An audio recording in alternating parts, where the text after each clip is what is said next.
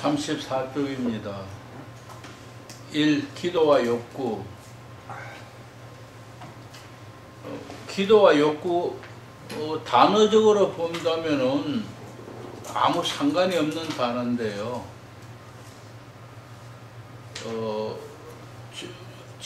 아까 시간에 제가 이런 이야기 됐습니다. 기도는 하나님의 일이다. 그 하나님이 어떤 일을 하고 있냐? 우리에게 기도할 수 있는 갈망을 불러 넣어 주신다. 그래서 기도하고자 하는 욕구가 생기게 만든다는 거예요. 그래서 그 욕구가 있기 때문에 하나님 앞에 우리가 응답하는 것이 바로 우리의 기도다는 이야기를 드렸습니다. 그래서 기도와 욕구는 어떤 관계가 있는가 하는 이야기를 지금 하고 있는 겁니다. 같이 읽어볼까요? 기도의 가장 기본적인 동기는 인간의 욕구이다. 이 욕구는 가장 기본적이고 원초적이다. 그러한 내면적인 욕구가 기도 속에서 자연스럽게 표출된다. 예. 이런 욕구가 기도 속에서 자연스럽게 욕구가 있기 때문에 사실은 하나님 앞에 더 나아가고 그 욕구가 우리에게 갈망으로 다가와서 그냥 하나님 사모하고 기도하는 거예요. 근데 그런 의미에서 심리학자 울라노브라는 사람은 기도는 제1의 언어다. 기도를 언어라 그렇게 표현했습니다. 그런데 왜 제1의 언어라고 했을까? 이 말은 기도가 인간 실존의 가장 밑바닥을 드러내는 정직한 언어라는 의미다. 우리 사람들끼리 대화하거나 할 때는 어떻게 합니까? 솔직히 말해서 양심을 속이는 경우가 많죠. 왜? 다른 사람, 이 대화하는 사람에게 나도 모르는 사이 경쟁심이라고 표현할까요? 그래서 절대 지지 않겠다. 혹은 내 흉한 거, 못한 거, 나쁜 거 보이지 않겠다. 내놓지 않겠다. 숨기거든요. 그렇지만 하나님 앞에는 어떡합니까? 하나님 앞에는 하나님은 내 모든 것 다 보고 아신다고 생각하기 때문에 그분 앞에 거짓말 하지 않아요. 그런데 물론 초심자들은 거짓말도 해요. 어쩌면 신앙생활 오래 한 사람일수록 거짓말 더 많이 합니다. 그래서 어떤 사람들이 말하잖아요. 제가 신학교 할 때 들은 말들 여러 가지 어떤 시간에 들은지는 모르겠는데 하나의 예화로 들었던 얘기가 있습니다. 어떤 전도사님이 일생 동안 전도사로 살다가 연세가 많아서 이제 소천할 때가 됐는데 돌아가실 때가 돼서 사람들이 방문을 했더니 그 전도사님 그동안 많이 고생해서 이제 천국 가서 편히 쉬시라니까 천국이 어디 있나? 그러더니 천국이 어디 있나? 그래요. 그 직업이었어요. 직업. 목사님도 혹시 직업 아닌가요? 나중에 천국이 어딨노? 하나님 어딨노? 혹시 그런 목사님이 여기 찾아오지는 않았을 겁니다. 그렇죠. 그 어떻게 해서 그런 말이 나오지요? 그럼 결과적으로 거듭나지 않았다는 거 아닙니까? 직업으로 전도사 생활했으니까. 먹고 살기 위해서. 지금도 그런 목사님들이 많이 계시고 지금도 그런 교수님도 많이 계시네요. 옛날뿐 아니라 지금도 그렇답니다. 하나님이 부르심 속에는 다 있어도 순수하지 못하고 자기 생각이 더 많이 개입되어 있어서 자기 주관적으로 움직이다 보니까 하나님이 신학교도 보내고 공부식에서 목사식 다 만들어서 목회하게 하려 자기 주관으로 이끌어가니까 제가 그랬잖아요. 신학기도에서 내가 굉장히 똑똑했다고요.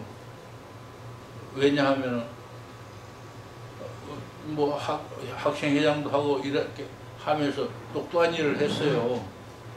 그러나 총회장도 집 쫓아내고 정경총회장이지만은 그렇게 똑똑해요. 그 똑똑함을 가지고 뭐라고 생각했냐? 이천교회 목사님들 저 무능해서 그렇다 그랬거든. 딱 통박을 재보면은 1, 2년 하니까 교회 하나 짓는 거 뭐 어려워요? 뭐 교회 짓는 게 어려워요? 그러니까 이천교회에 있는 사람은 무능한, 지하교회는 뭐 말할 거 없고 이천교회 셰어드가 하는 목사님들 무능해서 그렇다는 이야기를 했던 거예요. 근데 여기도 무능한 목사님이 여기도 무능한 목사님이 근데 제가 시작을 해보니까 와 그게 아니더라고요. 그래서 얼마나 시금망쳤느냐 하면은 딱 교회를 지하 건물을 얻어놓고 왜? 지을 거니까 지하에 있으면 2층에 나 1년, 2, 3년 내로 교회 짓는다 생각했으니까 처음 딱 기도한 게 뭡니까? 딱 계약하고 하나님 내가 딱 3년만 여기 3년 동안에 부흥 안 하면 떠나겠습니다 그랬던 거예요. 3년 동안 개미 한 마리 등록 안 하는 거예요. 성도님은 와서 이제 예배대 한 15명, 20명이 되고 와서 예배대 등록하는 사람이 딱 한 사람도 없는 거예요. 그래서 어느 날 아침에 새벽 예배 드리려고 하는데 드리고 기도하고 예배 끝나고 기도하고 있는데 갑자기 떠오르는 생각이 뭐냐, 내가 3년 동안 부흥하지 않으면 떠난다 했는데 기도했는데 딱 보니까 3년이야 오늘이.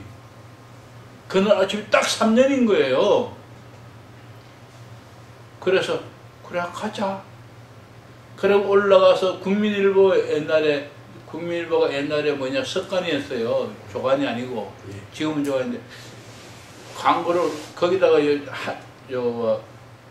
일단 한 줄, 두 줄짜리 그거 돈 얼마 내서 한 2, 3만 원 그때 했어요. 거기다가 냈어요.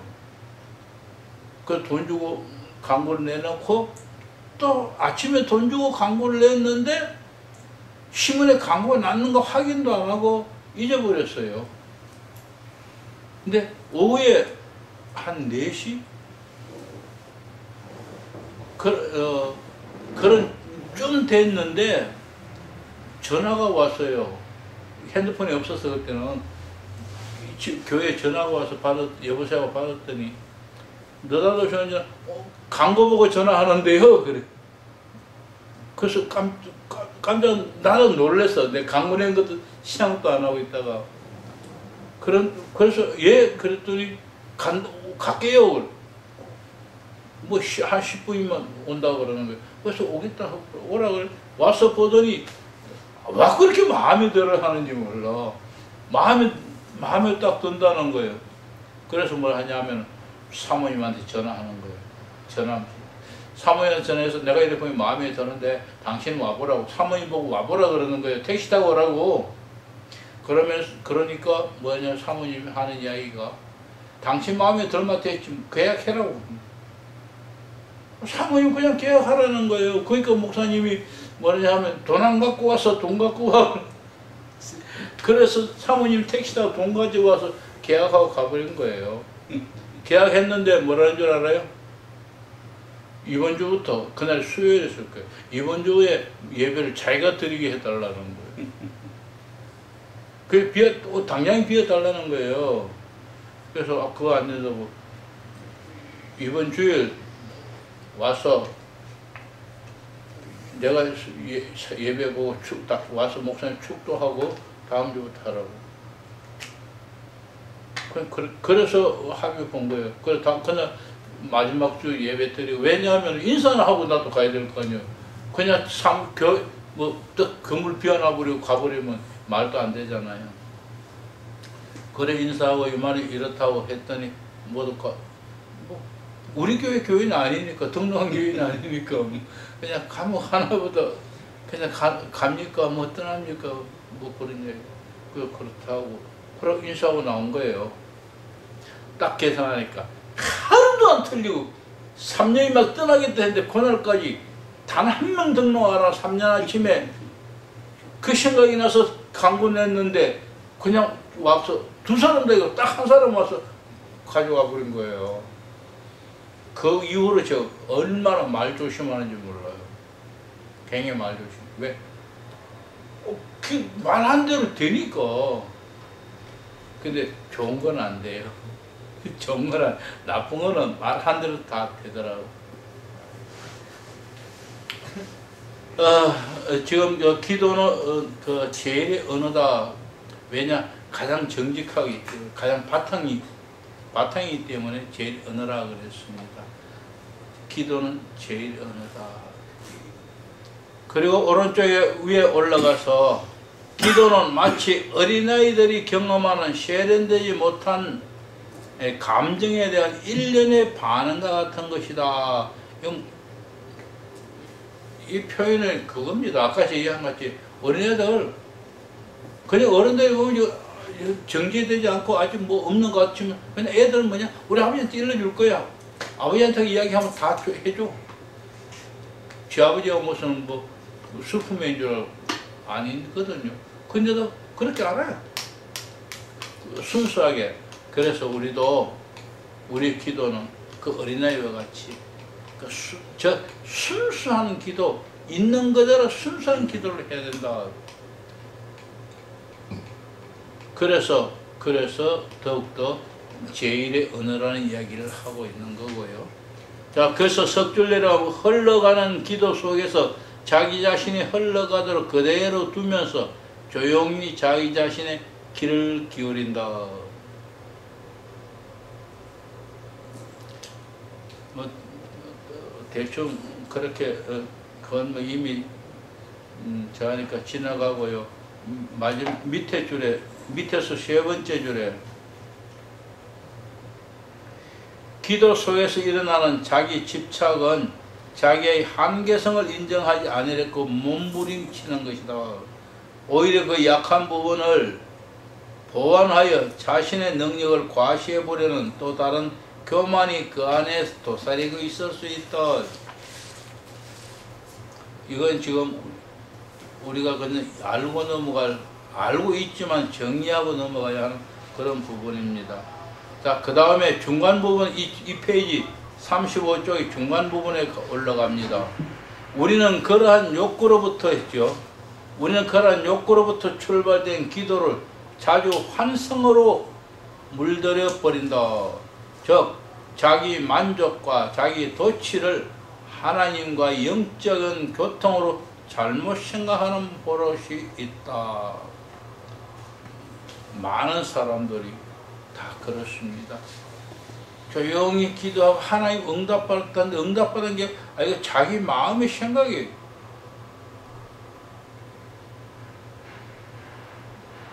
바로 그런 부분들이 우리에게 있다는 겁니다. 그리고 내려가면 이런 말도 있습니다. 맹목적인 욕구란 비인격적인 강부에 불과하다. 그냥 그렇게 넘어가면 되겠고요. 36쪽에 가서 첫 줄입니다.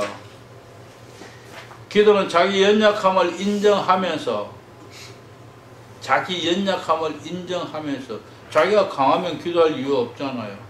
동시에 그 연약함 속에서 절대적인 신뢰와 순종을 나타내므로써 절대적인 신뢰와 순종을 나타내야 한다.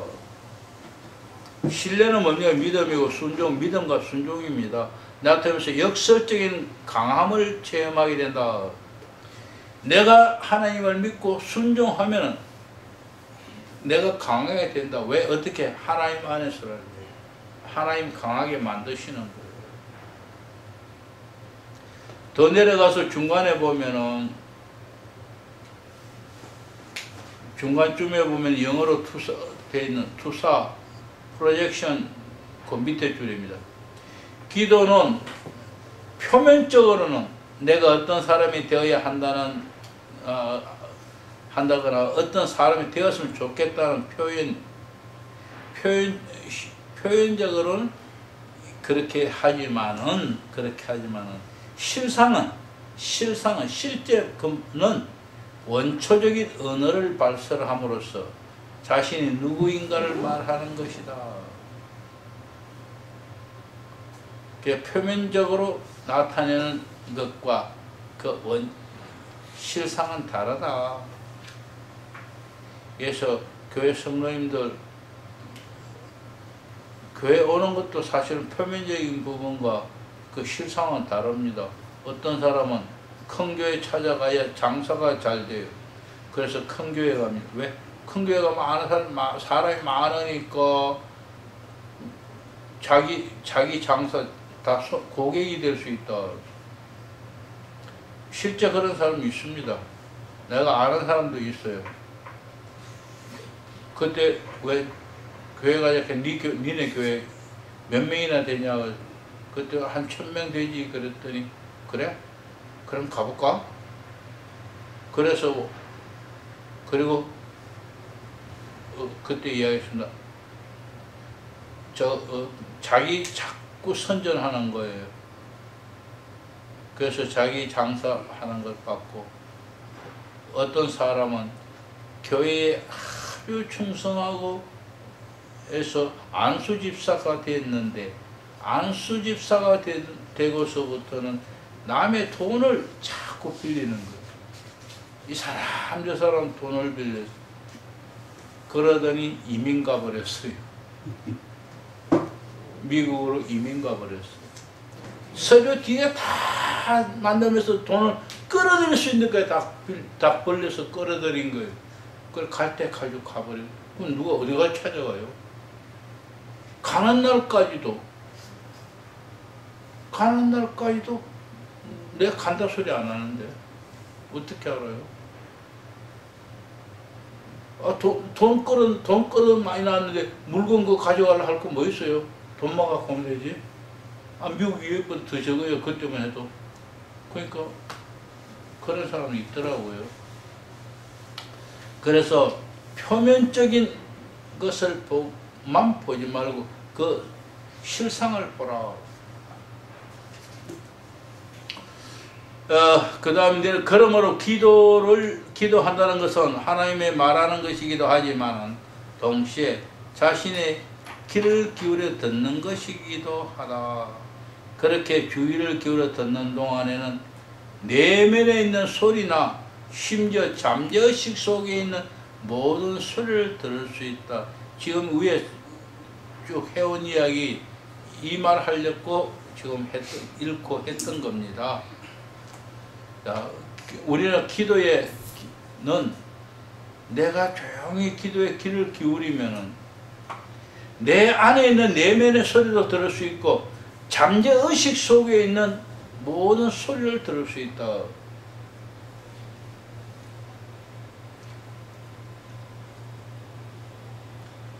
그리고 밑에서 넷째 줄에 기도할 때 떠오르는 환상에 대한 문제입니다. 많은 설명이 쭉 있고 밑에 쭉 내려가면서 읽을 수 있는 부분이 있습니다. 그러나 오른쪽 페이지 37쪽에 넘어가서 둘째 줄에 그 환상이 우리를 소유하지 못하게 한다면 우리 영혼은 고통을 당하지 않을 수 있다. 저 환상은 대부분 우리에게 고통을 주는 것들 뿐이다. 즉 하나님이 아니라는 이야기입니다. 하나님이 주시는 환상도 있지만 대부분 아니다. 그래서 기도 중에 보는 모든 환상은 제가 어떻게 하래요? 첫 시간에 저와 여러분이 처음 만난 시간에 제가 했습니다. 모든 환상은 다 버리라 그랬어요. 그러면 절대 실수하지 않는다. 고통도 당하지 않고 실수도 하지 않는다. 환상은 다 버려라. 물론 이론적으로는 하나님일 수도 있는 거예요. 그리고 마귀일 수도 있고요. 그러나 여러분을 구분하기에는 어렵습니다. 마귀가 우리에게 줄 때 나쁜 환상도 있지만 대부분은 솔깃이 넘어가도록 내가 바라는 쪽으로 마귀는 환상을 보여주기. 그래서 한번 그거 보면 절대 안 버립니다. 안 버리려고 그래요. 여기 상담 오는 사람 중에 그런 사람이 있습니다. 와서 그래서 이런저런 이야기하다 그건 하나님이 아니라고 내가 참 설명을 쭉 해주면 여기서 목사님 참 그렇습니다. 내가 처음 알았습니다. 정말 고맙습니다 하고 감사합니다 하고 이야기 해놔놓고 기도해주고 보는 문에 나가면서 뭐라는 줄 알아요? 목사님이 잘 몰랐다고 그래요. 절대 안 버려요. 왜? 마귀는 대부분 좋은 거, 내가 원하는 거, 넘어지기 좋도록 환상을 보여줍니다. 그건 하나님 아닙니다. 그리고 하나님 우리에게 환상을 보여줄 만한 일이 그렇게 많지 않다는 거예요. 대부분은 하나님 일상 우리 살아가는 속에 다 계시하고 있고 자연을 통하여 그리고 설교를 통하여 더욱더 성경을 통하여 계시되고 있고 특별히 우리에게 보여줄 그런 만한 것은 많지 않다. 그런데 기도할 때마다 환상을 보여줍니까? 아니다는 거예요. 기억하셔야 환상은 다 버려라. 그러면 절대 실수하지 않고 마음의 상처도 당하지 않는다. 그렇게 이야기합니다. 그래도 그러면 하나님의 경우는 어때요? 하나님이 보여준 환상이면 어떡하느냐? 예, 걱정 마시고 하나님은 환상을 내가 다 버려도 버리는 이유를 압니다. 나는 절대 실수하지 않을 거야. 하나님 아닌 것은 절대 따르지 않을 거야. 그 마음으로 버렸기 때문에 하나님은 다른 방법으로 어떻게 하든지 내가 깨우쳐 주십니다. 때로는 목사님이 설교를 통하여 또 때로는 이웃 사람들 혹은 가족들 통하여 대화 가운데서 나를 깨우쳐 주거나 아니면 지속적으로 같은 환상을 보여주거나 마귀는 절대적으로 같은 환상을 같이 계속 보여주지 않습니다. 그러나 하나님의 경우라면 하나님은 목적을 가지고 목적에 의해서 보여주기 때문에 같은 의미를 지속적으로 깨달을 때까지 그래도 못 깨달으면 다른 방법으로 하나님은 반드시 가르쳐 줍니다. 그러나 마귀는 그렇지 않다. 그때그때 임시 땜질이기 때문이에요. 목적이 없기 때문이에요. 오직 목적이 있다면 넘어지게 하는 것밖에 없기 때문에.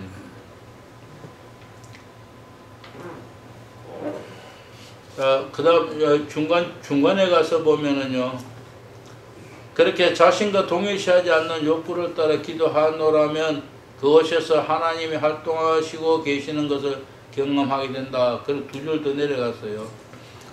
기도는 하나님의 요청에 대한, 같이 읽을까요? 기도는 하나님의 요청에 대한 인간의 반응이고 하나님이 인간에게 던진 질문에 대한 인간의 응답이다.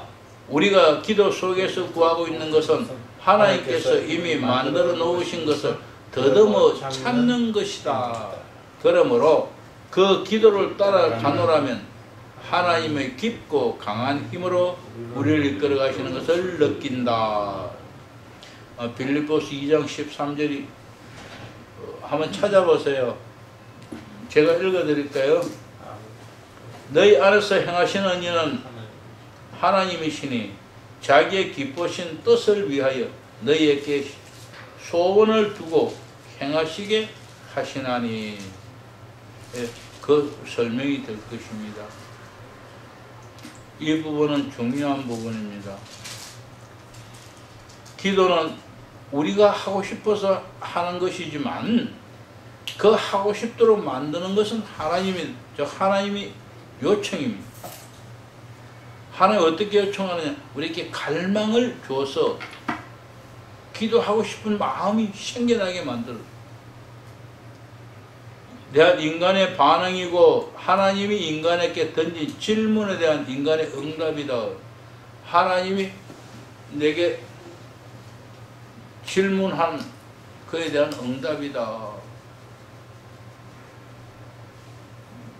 인간에게 던진 질문이라는 말은 다른 말로 하면 하나님의 뜻이라고 봐야겠죠. 하나님의 뜻이다. 그래서 하나님의 뜻을 먼저 우리가 알아야 된다. 그리고 그에 대한 응답을 해야 한다.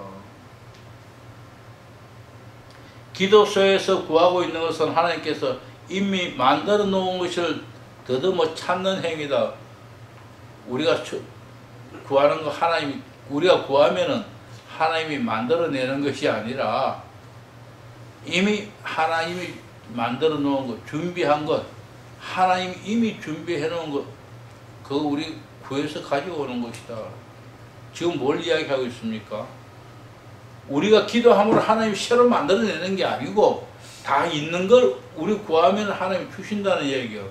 자, 여기서 어떤 차이가 생각해 볼 수 있으면, 만들려면, 없는 것을 만들려면 시간이 필요할 수도 있고 여러 가지 필요할 수도 있지만 있는 거는 그냥 주면 되죠. 하나님은 우리가 무엇이 필요한지를 이미 알고 미리 준비해 놓고 계신다는 거예요. 그렇기 때문에 우리가 우리의 필요를 구하면은 하나님이 언제라도 주신다.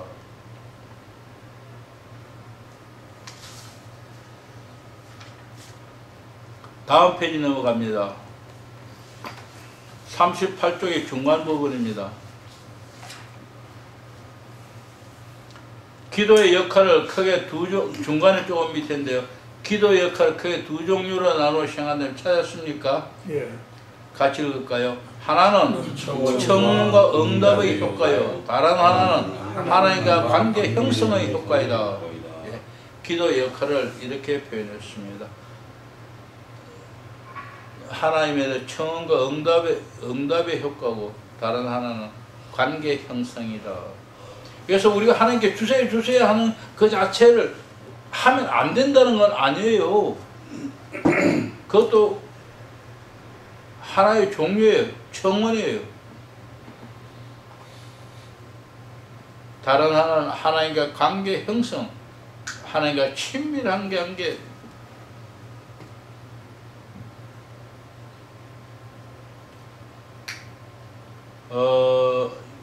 밑에서 6째 줄 찾아볼까요? 7째 줄. 객관적인 기도는 기도의 초점이 기도 드리는 그분에게 맞춰져 있다. 그렇게 하자. 초점이 우리한테 맞춰져 있는 건 뭡니까? 내 주관적인 것이죠. 객관적인 것이 아니다. 객관적인 기도는 기도의 초점이 하나님께 맞춰 있다. 그분을 궁극적인 존재로 믿고 그분의 뜻을 찾아 그분의 뜻에 자기 자신을 적응시키기 위해서 기도를 드리게 된다. 하나님의 뜻에 맞춰서 하나님의 뜻에 순종하고 살아가기 위해서 기도하는 것이다. 순종하며 살아가려는데 하나님의 뜻을 모르니까 말이야. 기도할 수밖에 없다 이거예요.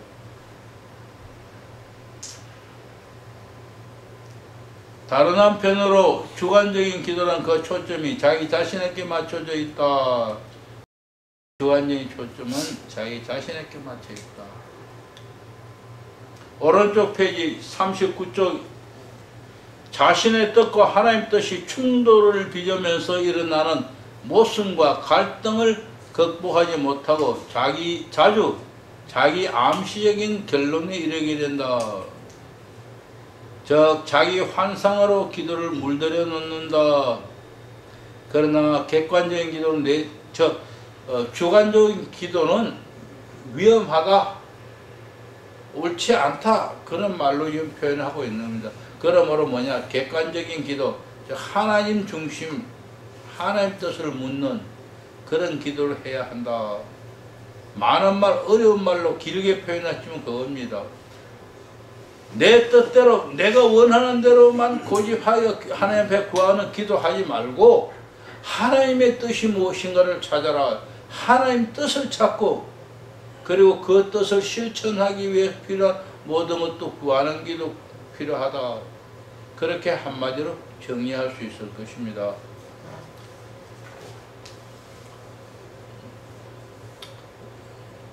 그 다음 그 밑에 뭐 그래서 성숙한 사람일수록 객관적 그 다음 밑에 내려가서 기도는 욕구 충족의 결과보다는 하나님과 깊은 사귐의 결과로 발전되어 간다.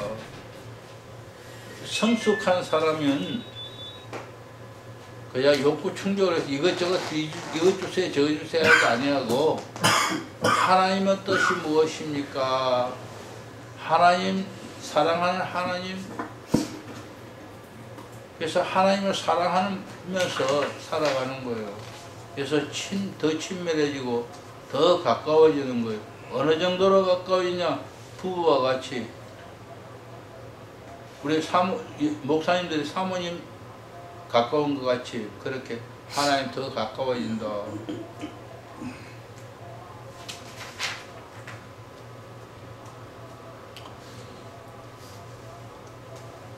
41쪽의 첫 줄입니다. 40쪽의 끝줄부터 연결되네요. 우리가 하나님을 생각내는 것이 아니고 이미 오신 하나님이, 우리 안에 오신 하나님이 우리를 기도로 이끌어 가시는 것이다. 그러므로 1차적으로 기도는 여기서 듭니다. 그냥 앞에 기도는 이래버리면 이 말이 안 이어지니까 되는 이야기예요. 기도는 우리의 일이고 하나님의 일이다. 기도는 하나님의 일이고 또한 우리의 일이다. 그러나 동시에 기도는 우리의 일이기도 하다. 기도는 우리의 일이 아니고 하나님의 일이기도 하고 또한 우리의 일이기도 하다. 왜냐하면 같이 읽을까요? 하나님은 우리에게 갈망을 일으켜 주었고 그 갈망에 대한 응답은 우리의 목이기 때문이다. 왜 기도는 하나님의 일이냐? 하나님 우리에게 갈망을 넣어주기 때문이다. 그럼 왜 우리의 일이기도 하냐? 우리 그의 응답을 하고 그 갈망으로 하나님 앞에 나아가기 때문이다. 즉 이 설명을 하지 않으면 기도는 하나님의 일이다 이렇게 말하면은 다 어리둥절해야 하는 사람들이 많습니다. 기도가 왜 하나님의 일이냐? 우리의 일이지. 그렇게 설명이 매우 어려워요. 여러분은 그냥 받아들이니까 그렇지만 그냥 아는 목사님 만나서 기도는 우리 일이 아니고 하나님 일이야 하면은 정신 나간 사람을 생각합니다. 그러나 분명한 것은 왜 하나님이 일이라고 하느냐? 하나님이 우리에게 갈망을 일으키는 거예요. 기도할 갈망을, 욕구, 갈망을 일으키는 그게 하나님의 일이에요. 우리는 그 응답으로 기도하게 되는 거예요. 이 부분을 잘 이해하시면 좋겠습니다.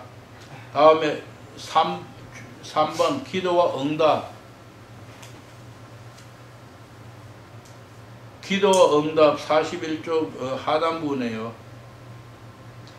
외적인 결핍으로 인하여 시작된 기도는 우리의 내적 의식을 타오르게 하며 기도에 대한 완전한 응답은 하나님 자신이심을 알게 한다. 기도에 대한 완전한 응답은 하나님 자신임을 알게 한다. 지금 그러면 우리가 뭘 구해야 합니까? 하나님 자신. 하나님 자신을 구하십시오.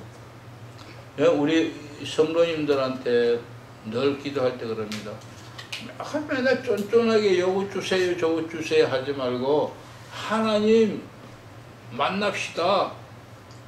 만나서 이야기 좀 합시다. 하나님을 구합니다. 하나님의 얼굴을 구합니다. 하고 기도해라. 제가 그렇게 이야기해요. 하나님 만나면은 이야기하면 될 거예요. 맨날 이거 주세요 저거 주세요 이거 주세요 저거 주세요. 그래서 하나님 달라면 갖고 오고 달라면 또 갖고 나오고 달라면 또 갖고 나오니까 예수님이 여기 있다 하면 아멘 하고 가버리고 하나님 또 창고 같은 거 해놓고 그럼 이틀 또 와서 달라 그래. 그래서 하나님 이 녀석 오늘은 받아가려나 하고 또 갖다 하나씩 가지고 옵니다. 그래서 다 갖고 오니까 어제나 오늘 또 예수님으로 기도하면 아멘 하고 가버리는. 이러지 말자 그런 이야기를 쭉 해왔었습니다. 기도를 통해 우리는 하나님과 협력하고 기도를 통해 우리는 하나님과 협력한 하나님의 일에 협력하는 겁니다. 또한 하나님을 수용한다. 하나님을 수용한다. 자, 아무 말도 안 하네. 수용한다 하면은 사람이 하나님을 수용한다? 이상한 말 아니에요? 질문이 분명히 필요한 말이에요. 여러분들은 온순해서 안 하는 것 같아요. 자, 보십시오. 수용이란 영원한 하나님의 신성한 능력과 연결되어 있지 않으면 우리의 힘은 고갈되기에 끈질기게 적극적으로 매달리는 수용을 말한다. 수용한다는 게 뭐냐 하면은 하나님을 받아들이고 내가 거기에 매달린다는 거예요. 끈질기게 매달린다는 거예요. 적극적으로 매달린. 그 기도는 적극적으로 끈질기게 매달리는 기도라야만 하나님이 기뻐하시고 그게 바로 하나님 앞에 협력하는 그런 기도다.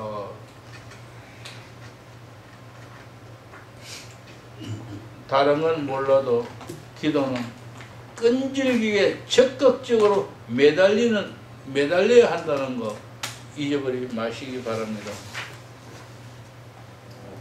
다음에 오른쪽 42쪽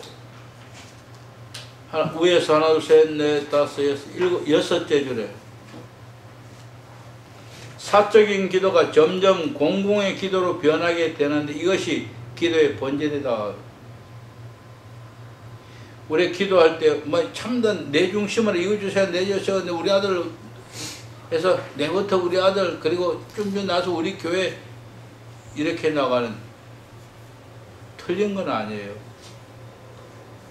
그런데 우리의 그런 사적인 기도는 점점 어떻게 해야 된다고요? 공동의 기도.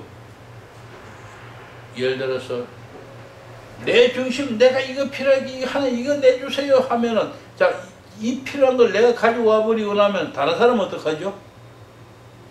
예를 들어서 내가 기도하는 대로 하나님 딱 준다 가자 하면은 내가 여기는 이 수도 내주세요 하면 다른 사람이 여기 와서 내가 이거 하고 문 딱 잠가보면 다른 사람 못 들어오잖아요. 이건 사적인 기도예요. 그리고 공적인 기도 어떻게 하나님 우리에게 우리가 모여서 기도할 우리가 모여서 예배할 처소를 주세요. 이것이 돼야 내게 이거 주세요가 아니고 우리에게 내게 유익한 게 아니라 내가 다소 해가 되더라도 우리 모두에게 유익한 거.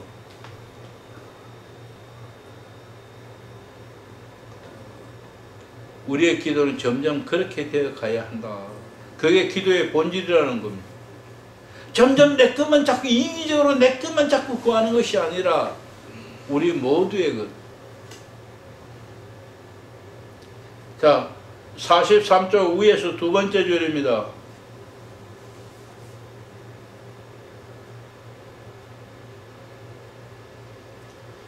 주목해야 할 게 있다. 하나님은 같이 읽을까요? 질서 잡힌 규칙성을 중지하거나 방해함 없이 어떤 방향으로도 사물을 움직이도록 영향을 미치실 수 있다는 사실이다. 그래서 기도원인가요? 태양아 머물러 하니까 태양도 머무는 거예요. 태양도 머물게 하신 하나님. 뭘 못 맡겠습니까? 뭘 못 하겠습니까? 그러나 중요한 것은 질서 잡힌 규칙성이라. 질서를 무너뜨리거나 규칙을 무너뜨리는 하나님은 아니다.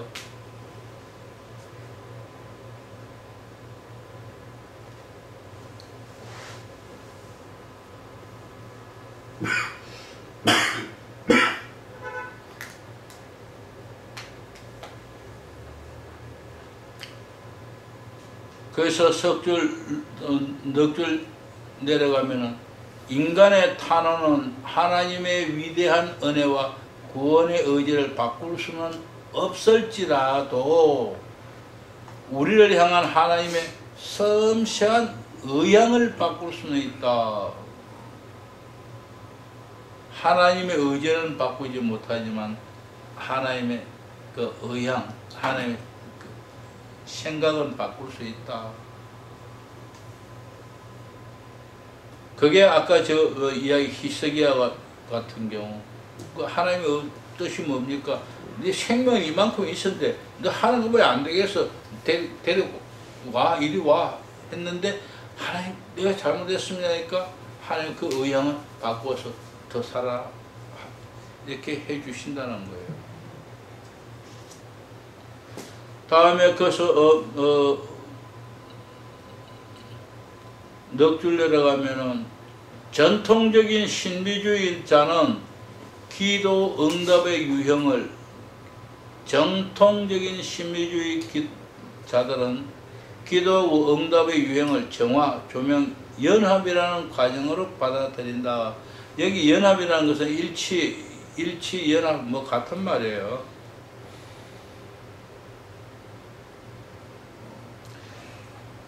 그 다음에 굵은 걸로 제가 표현했으나 정화 단계에서 조명 단계에서 연합의 단계로 나아가면 그냥 읽어보시면 되고 우리 이미 그거 잘 알고 있으니까요. 밑에서 세 번째 탄원 기도 중에서 가장 몸이 되는 기도는 뭐죠? 아버지의 뜻이 이루어지고 예, 아버지의 뜻이 이루어지다. 예수님이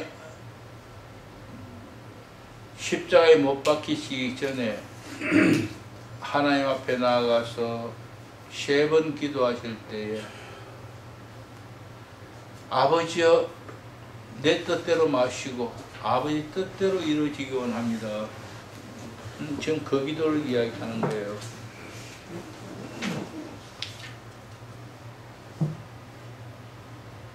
자, 44쪽에 가면은요, 중앙 부분에 신약과 구약을 막론하고 도움을 구하는 기도자들이 가장 자주 듣게 되는 하나님의 구원과 응답의 소리는 하나님의 대답은 뭐였느냐 그런 겁니다. 두려워 말라. 내가 너의 구원자다. 두려워 말라. 내가 너를 구원한다. 뭐 그런 이야기다.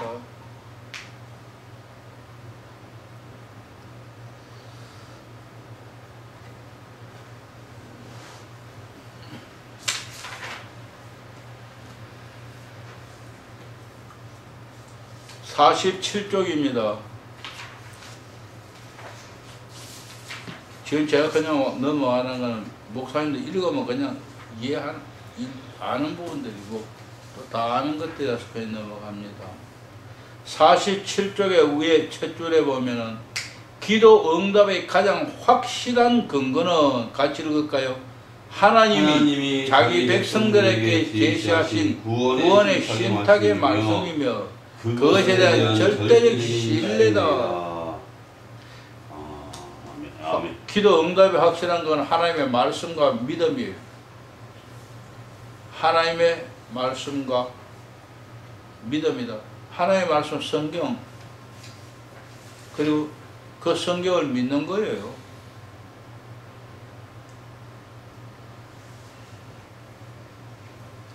자, 4. 기도와 성령. 4. 기도와 성령. 바울 서신의 기도와 성령을 불과 분리의 관계로 묘사하고 있다. 서신의 몇 군데에서 그 관계를 명확히 하고 있는데 에베소서에서는 6장 18절에 성령 안에서 기도하라 말한다. 기도와 성령 관계는 어떠냐? 성령 안에서 기도하라.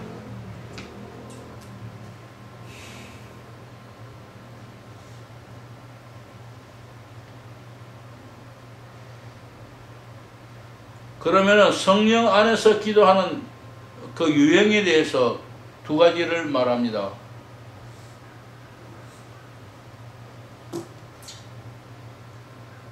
찾았습니까? 네. 하나는 고린도전서 14장 15절로 16절입니다. 같이 한번 읽어볼까요? 그러면 어떻게 할까? 내가 영으로 기도하고 또 마음으로 기도하며 내가 영으로 찬송하고 또 마음으로 찬송하리라. 그렇지 아니하면 내가 영으로 축복할 때에 알지 못하는 처지에 있는 자가 네가 무슨 말을 하는지 알지 못하고 내 장사에 어찌 아멘 하리요. 또 다른 하나는 로마서 8장입니다.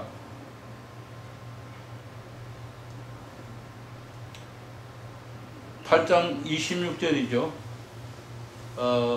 이와 같이 성령도 우리의 연약함을 도우시나니 우리의 마땅히 기도할 바를 알지 못하나 오직 성령이 말할 수 없는 탄식으로 우리를 위하여 친구 간구하시느니라. 마음을 살피시는 이가 성령의 생각을 아시나니 이는 성령이 하나님의 뜻대로 성도를 위하여 간구하심이니라. 기도의 두 가지 유형이라 그랬습니다.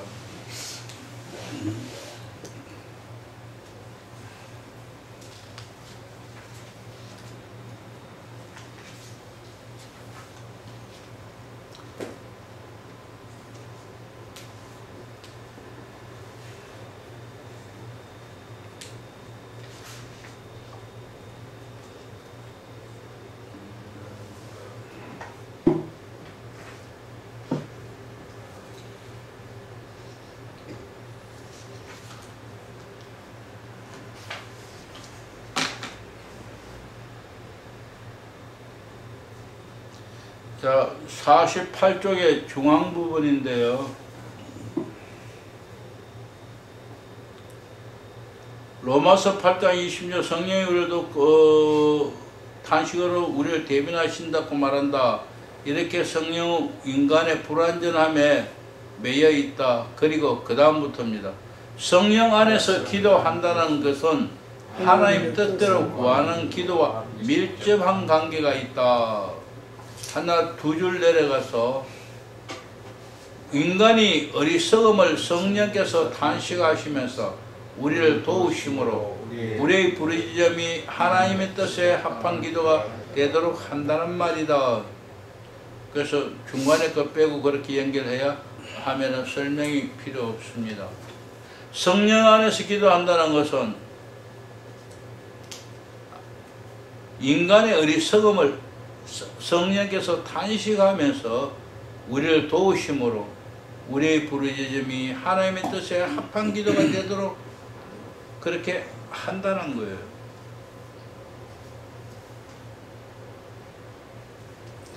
또 한 가지 아래 그 두 줄 더 내려오면은 석줄체에 성령 안에서의 기도는 기도한다는 행위 이전에 기도한 사람의 존재 방식이 무엇이냐, 그게 더 중요하다.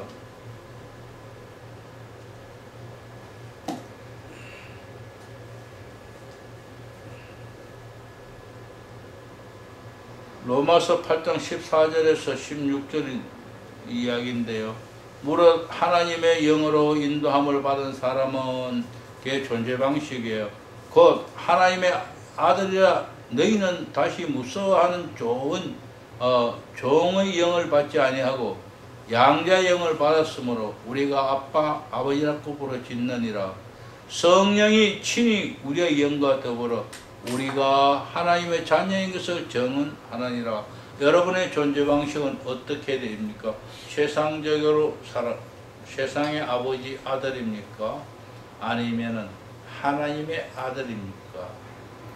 몸은 이 땅에 있어도 우리의 소속은, 우리의 존재 방식은 하나님의 아들이라. 그래서 우리는 성령이 우리 안에 들어오셔서 탄식하며 기도합니다. 하나님의 아들이 왜 사람의 방식으로 살아가느냐? 왜 하나님의 아들이 사람의 방식을 생각하고 사람의 일을 구하느냐? 하나님의 아들은 하나님의 뜻을 구하고 하나님 뜻대로 살아야 할 거 아니냐? 그렇게 성령이 하나씩 탄식하며 간구합니다. 더 구체적으로 하나님 이놈을 내가 사람 같으면 사람의 말로 다르기라 하다도 하겠는데 나도 사람이 아니고 이놈은 내 말도 못 알아듣고 그런데 이거 어떻게 하면 좋습니까? 이거 지금 똑바로 가지 않는데 어떻게 하면 좋습니까? 정말 내가 미치겠습니다 하고 성령이 탄식하고 있는 거예요. 그러니까 우리가 하나님 뜻대로 잘 살아가면은 기도해도 아무 응답이 없어요. 왜? 잘 살아가는 놈한테 너 그렇게 하면 안 돼. 그래 그렇게 살아 할 필요가 없는 거예요. 여러분 자녀들 어떡합니까? 잘 보고 특별한 일 없으면 뭐라고 하지 않잖아요. 그냥 그래 잘해 고마워 하든지 잘하고 있어 하고 칭찬해 주는 그런 끝이에요. 하나님도 마찬가지입니다. 우리가 하나님의 자녀이니까 우리 하나님 뜻대로 살아간다면 간섭하지 않으시고 우리 자유롭게 살아가도록 그대로 두신다는 거예요. 그러나 거기서 벗어나면은 하나님은 와서 막으시고 그래서 간섭하시기 시작하시는 겁니다. 하나님이 내가 기도할 때마다 하나님 나한테 이래라 저래라 하시는 것을 좋아하는 사람은 가장 어리석은 사람이에요. 왜? 잘못 살아가고 있어. 내가 잘 살아간다면 하나님이 이래라 저래라 하지 않으셔요. 그래서 내가 지금 하나님 뜻대로 살아가고 있는지 아닌지 궁금하면은 하나님 내가 살아가는 것이 하나님 뜻에 맞는지 안 맞는지 그거 물어보는 기도가 필요하지. 다시 말해서 하나님 내가 지금 무엇을 하기 원합니까? 하나님 지금 내가 어디로 가기 원하십니까? 그래서 하나님의 뜻을 늘 구하고 살아가야 한다는 이야기를 하고 싶은 것입니다. 자, 49쪽에 오른쪽으로 가서 하나, 셋, 넷, 다섯, 여섯째 열. 갈라디아서 4장 6절 다음에 성령은 우리의 기도 안에서 그분 스스로가 말하므로 그의 현존을 증명하기 때문이다. 기도 가운데 성령이 현존한다는 말 한편으로는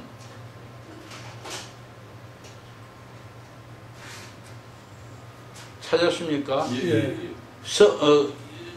성령이 우리에게 자신의 현존을 알린다는 것이고 다른 한편으로는 이러한 성령의 현존에서 기도에 대한 응답을 찾아야 하고 또 찾아도 된다는 것을 의미한다.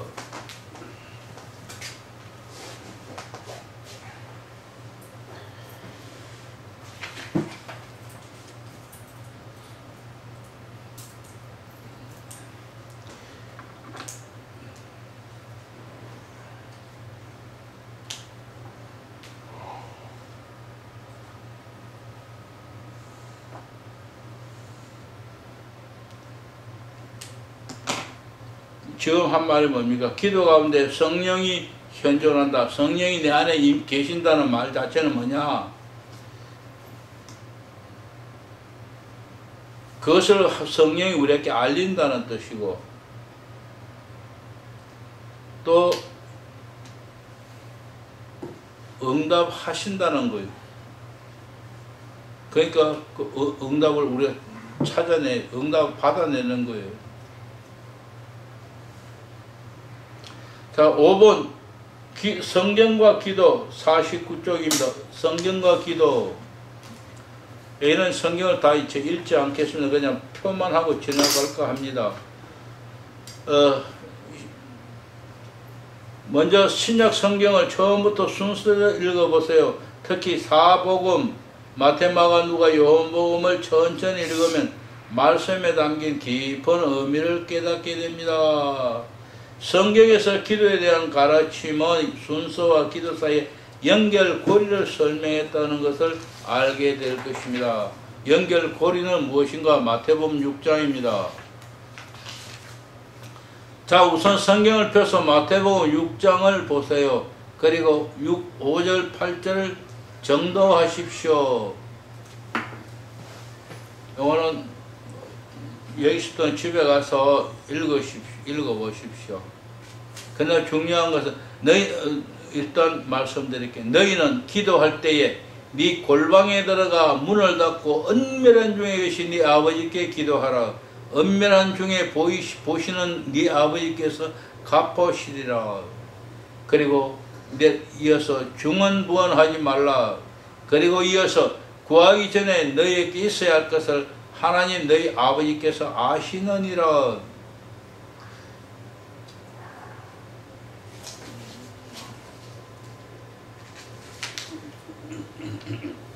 성경은 우리에게 기도하도록 이렇게 요청하고 있습니다. 기도할 때 어떻게 기도하느냐? 골방에 들어가서, 골방이라는 거 방 조그만 방 만들어 그 구석에 들어가는 이야기가 아니에요. 그와 같이 별도의 장소로, 여러 사람 기도 방해 받지 않는 별도의 장소를 이야기하는 거예요. 골방에 들어가서 은밀한 중에 계신 아버지께 기도해라. 그러면은 은밀한 중에 보시고 갚으신다. 그런데 우리는 이것 달라 저것 달라 이랬다가 저랬다가 중언부언하고 있다. 그래서 중언부언하지 말아라. 그리고 알아야 할 것이 있다. 하나님은 이미 우리가 구하기 전에 다 알고 계신다. 구하기 전에 알고 계신다는 것은 무엇을 의미합니까? 하나님이 준비하고, 내가 구하면 주시려고 준비하고 있고 아무 때라도 주실 수 있다는 거예요. 아무 때라도 주실 수 있다. 그런데 우리가 구할 때마다 못 받는 건 왜 그럴까요?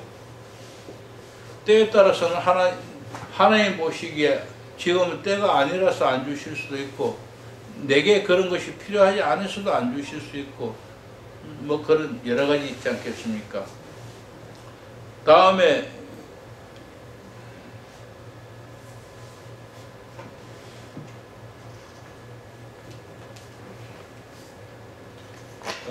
(9절에서 14절) 밑에 읽어보라 했는데요. 주님 가르친 기도입니다. 주님 가르친 기도요. 마태복음 6장 9절에서 13절. 그는 기도의 효과가 나타를 이야기하고 있는 것이고요. 그 다음 7장에 가서 마태복음 7장에 기도의 방법에 대해서 나와 있습니다. 마태복음 7장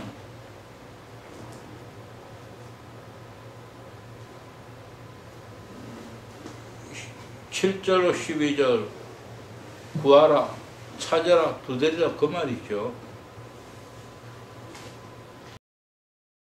그 방법에 담대히는 방법 알 수 있다. 구하라. 하나님이 구하라 해서 하나님 찾아라 했습니다. 하나님 두드리라 했습니다. 그러니까 내가 담대하게 할 수 있는 건, 하나님 안 돼 하면은 어쩔 수 없는데 하나님 구해라 했잖아요. 그런데 왜 못 구해요? 찾으려는데 왜 못 찾습니까? 담대히 구할 수 있고 찾을 수 있고 두드리고 있습니다.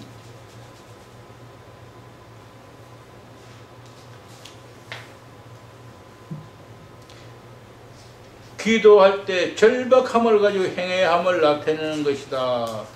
구하라는 그냥 적당히 구하는 거 아닙니다. 생명을 걸고 구하는 그런 절박함이 필요하다. 한두 번 찾아보고 못 찾아면 돌아가는 게 아닙니다. 아까 제가 우리 아들 이야기 했잖아요. 한두 번 기도하니까 하나님 응답 안 해주시더라. 하나님 없다. 그게 제일 멍청한 거죠.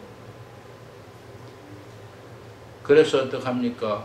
기도는 쉬지 말고 해라. 응답 받을 때까지 해라는 거예요.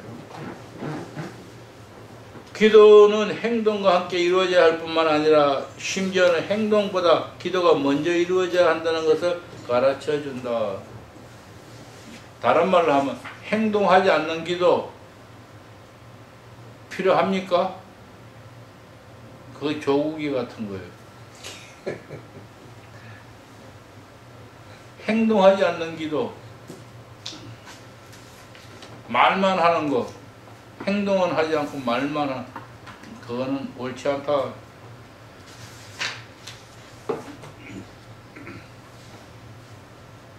기도 실행에 대한 사례는 52쪽입니다. 마가복음 14장 32절로 42절인데요. 그 내용 중에서 이런 것이, 아버지여, 아버지께 모든 것이 가능하시오니 이 잔을 내게서 옮기시옵소서. 그러나 나의 원대로 마옵시고 아버지의 원대로 하옵소서. 무슨 기도죠? 예수님이 십자가 지시기 전에 마지막 드린 기도입니다.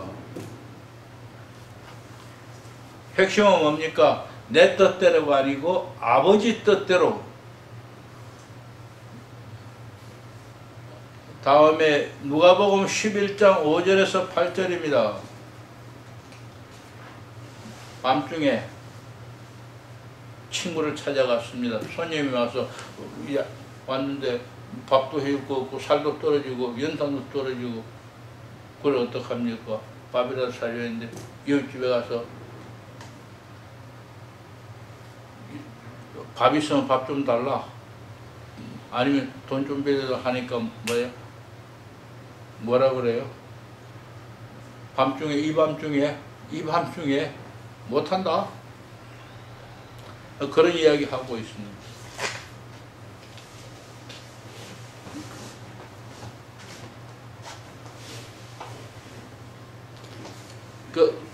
그런데 뭐라고 대답했죠?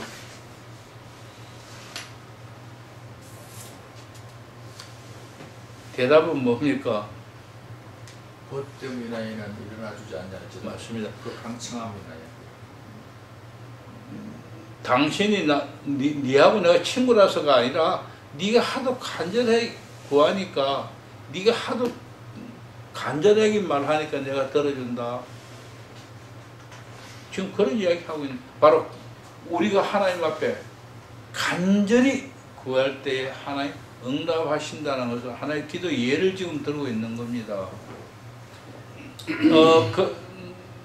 누가복음 11장뿐만 아니라 18절에서부터 더 보면 가부 이야기입니다. 가부가 재판관 집 앞에 와서 날마다 탄원하니 내가 귀찮아서 들어주겠다고. 하나님 앞에 날마다 쉬지 말고 날마다 기도하십시오. 그럼 하나님 귀찮아도 들어줄 겁니다.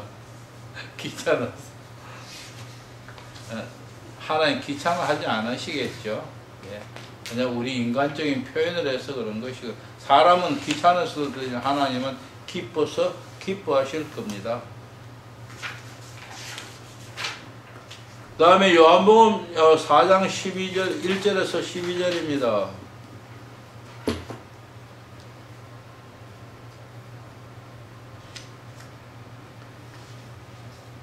엄청 길게 쭉 나와 있는데요.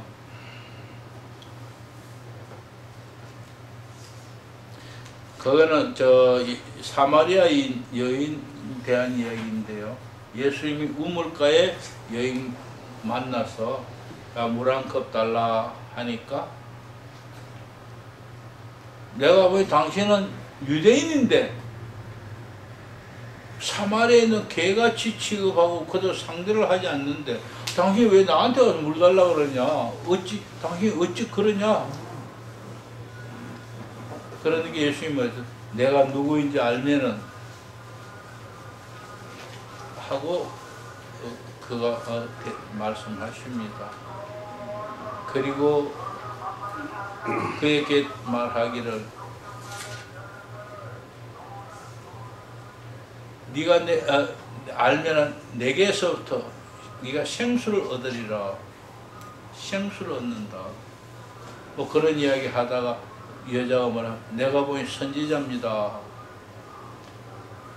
그러니까 예수님이 화면을 전환해서 대화를 바꿉니다.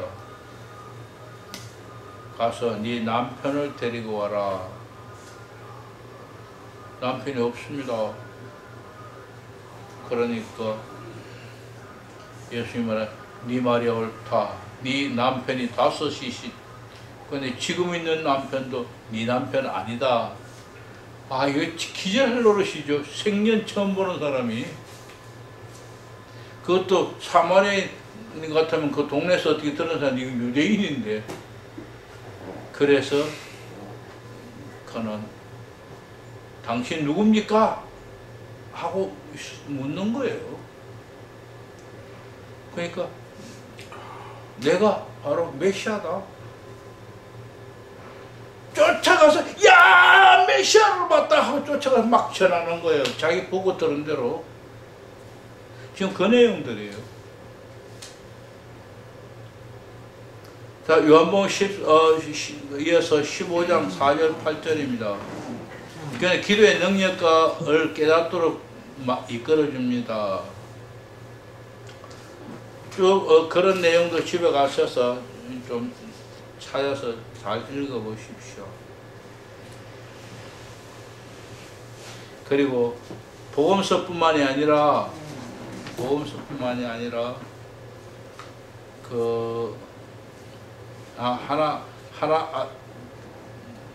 요한복음 16장 56쪽입니다. 23절 24절입니다. 거기에 보면은 예수기도 주 예수여 저를 불쌍히 여기소서. 주 예수 그리스도님 저에게 자비를 베푸소서. 같이 읽어볼까요? 그날에는 너희가 아무것도 내게 묻지 아니하리라. 내가 진실로 너희에게 이르노니 너희가 무엇이든지 아버지께 구하는 것을 내 이름으로 주시리라. 지금까지는 너희가 내 이름으로 아무것도 구하지 아니하였으나 구하라. 그리하면 반드시 너희 기쁨이 충만하리라. 아멘. 예수기도 이 구절이 예수기도 하는 사람들은 이 구절을 인용하고 있습니다.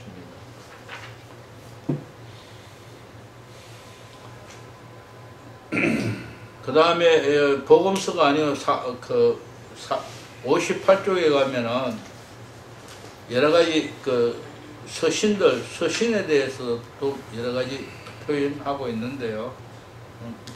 잘 찾아보시면은 도움되는 구절들이 많이 있을 것입니다.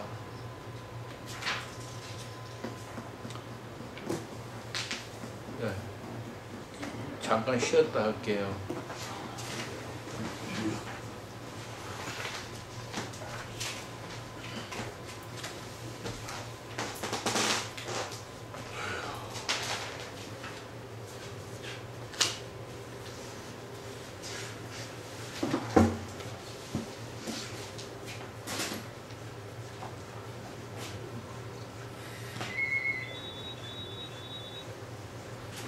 레포트는 10월 말까지 제가 목사님.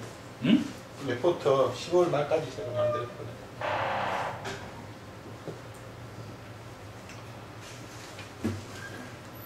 10월 말을 하든지 9월 말을 하든지 9월 말. 9월 하시고 정리해서 자기가 가져야 합니다. 이거는 굉장히 중요한 부분입니다. 이전에는 이런 거 안 했어요. 이런 과정. 누구죠? 그거요?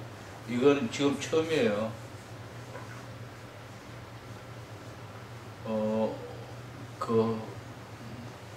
이 책은 아마 제 마지막 책이 될지도 모릅니다. 또 쓰셔야죠. 예? 수도원 또 쓰셔야죠. 수도원 그 규칙. 그거는 출판할 계획 지금 안 합니다. 수도원 규칙이요. 예. 그냥 찾아오는 사람들에게만 줄 생각이에요. 생각을 바꿨습니다. 그렇죠.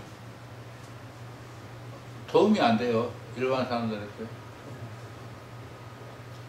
요거 소화하기도 보통 문제가 아닌데. 예? 요거 소화하기도 보통 문제가 아닌데. 어떻게 보면은 지금까지 우리 했던 건 모든 것에 종합했다는 생각하시면 될 거예요. 그래서 이게 벌써 몇 년 됐는데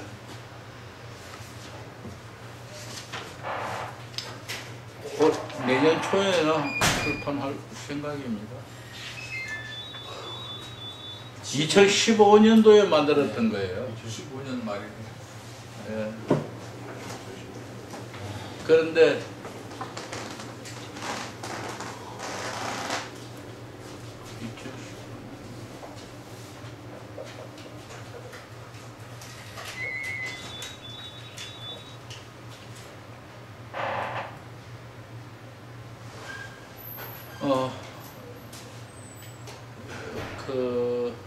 이 책은 그래도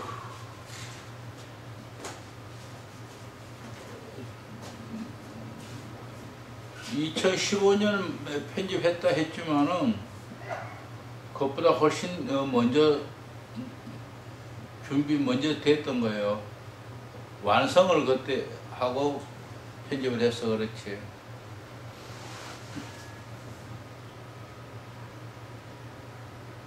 그 대부분이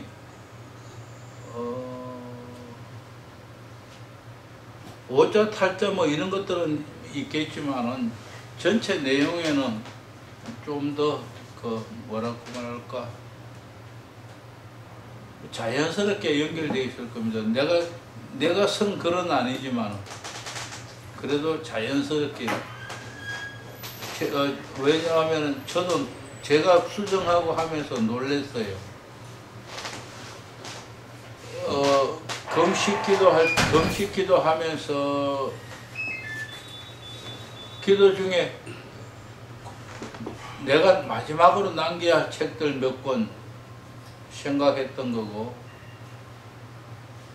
그래서 금식기도 중에 주님 주시는 영감으로 그래 주부적 관상기도를 남겨야 되겠다. 그래서 그 생각하고 그러면 어떤 것들 그게 어떤 내용들을 포함해야 하느냐.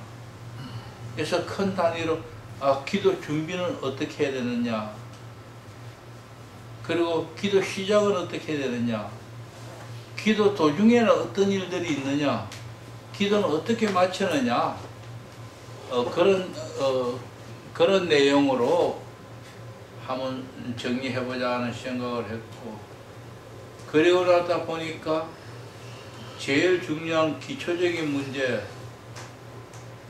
기도에 대한 문제는 조금 더 정리해야겠다 싶어서 길게 넣었던 거고,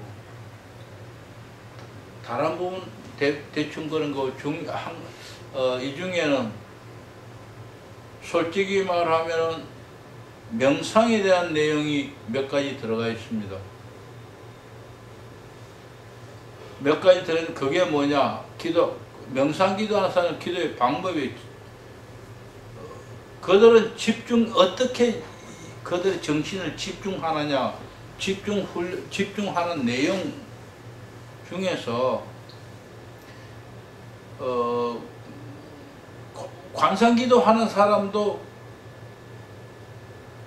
그렇게 말을 하고 있습니다. 말 안 하는 게 아니라, 하지만 자세히 안 나와 있어요.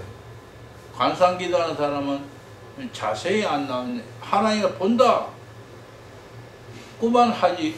그럼 왜냐하면 대부분이 수도문 원장이나 이 사제들이 제자들에게 써준 글이라서 그런 설명들이 별로 없어요. 집중하는 요령이나. 다만 읽어보면 십자가 요한은 묵상을 했다는데, 묵상해도 그냥 예수님 고난을 묵상했다는 이야기만 돼 있지 자세히 안 나와 있어요.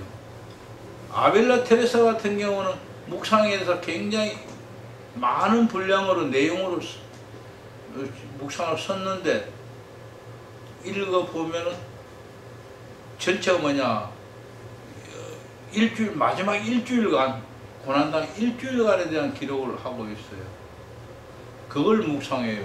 그래서 결국은 이분들은 모든 것 성경 묵상하는 게 아니라 예수님 중심으로 예수님이 죽으시는 장면과 그 다음에 고난받은 장면을 묵상하면서 자기들의 고난을 승화시켰다는 것을 볼 수 있습니다. 그래서 그렇게 자기 고난을 승화하기 때문에 어떤 고난도 받아들일 수 있어. 왜? 예수님은 그런 고난도 당했는데, 그러니까 자기 고난은 아무것도 아닌 거예요. 그래서 이게 나가는 그런 묵상들이 있었구나 하는 것을 느끼게 되고요. 그래서 그런 내용들 중에서 보면은 요사이는 명상이다, 관상이다 하고 이렇게 분류를 해서 그렇지, 사실상은 명상에 말한 부분도 같다. 그래서 종교학자들은 관상이라 하지 않고 그냥 명상이라 해요. 명상 속에 넣고, 그리고 국어 사전을 찾으면 뭐라 하느냐 하면은 명상 설명을 하면서 관상 찾으면 관상 없어요. 관상하면은 뭐 우리가 말하는 이 관상이에요. 다른 관상은 사주팔자. 예? 사주팔자. 사자팔자 보는 것도 있죠. 의학 용어예요. 관상동맥 뭐 이런 용 그런 것들이 사전에 나와요. 그러나 우리가 말하는 기도에 관한 관상은 없고, 명상을 설명하는 가운데 종교인들이 하는 그 행위를 명상이라 하고, 특별히 기독교인이 하는 것을 관상이라 한다, 이렇게 설명합니다. 그러니까 관상은 명상이에요. 그리고 제가 신학교 다닐 때에 교수님들 중에서 저는 그 유명한 박윤선 목사를 직접 공부도 안 했고 배우지 안 했고 했는데, 다만 유명하니까 아는데, 교수들이 박윤선 목사가 한 이야기를 자주 말했어요. 뭐라 하냐면, 박윤선 목사는 목사들이 명상을 해야 하는데 하는 이야기를 자주 했다는 거예요. 그러면서 그 이야기를 지금 누가 했는지는 정확한 기억은 안 나는데, 정확하진 않은데,